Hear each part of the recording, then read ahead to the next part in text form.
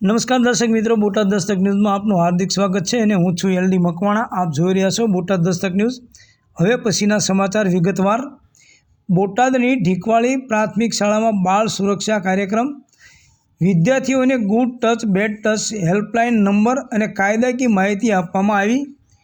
બોટાદ જિલ્લાની ઢીકવાળી પ્રાથમિક શાળામાં શાળા સલામતી સપ્તાહ અને બેટી બચાવો બેટી પઢાઓ અભિયાન અંતર્ગત એક મહત્વપૂર્ણ જાગૃતિ કાર્યક્રમનું આયોજન કરવામાં આવ્યું।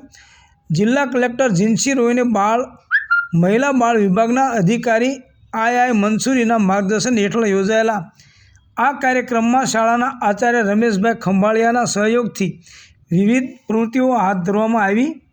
કાર્યક્રમની શરૂઆત બાળકોની પ્રાર્થનાથી થઈ।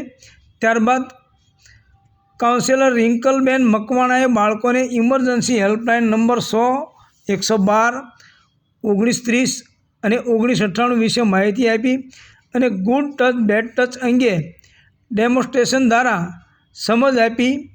DHEWના જેન્ડર સ્પેશિયાલિસ્ટ મનસુખભાઈએ વહાલી દીકરી યોજના, મહિલા સ્વાવલંબન યોજના અને વિધવા પુનઃલગ્ન યોજના વિશે માહિતગાર કર્યા। બોટાદ રૂરલ પોલીસ સ્ટેશનના PSI AD વ્યાસે મહિલા સુરક્ષા અને કાયદાકીય પાસાઓની સમજ આપી, જ્યારે C ટીમના સુરપાલસિંહ ગોહિલે તેમની ટીમની કામગીરી અને પેટ્રોલિંગ વિશે માહિતી આપી।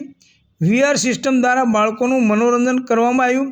સખી વન સ્ટોપ સેન્ટરના સાયાબેન અને 181 અભ્યમ મહિલા હેલ્પલાઇનના કાઉન્સેલર રીટાબેન પરમારે પણ તેમની સેવાઓ વિશે માહિતી આપી।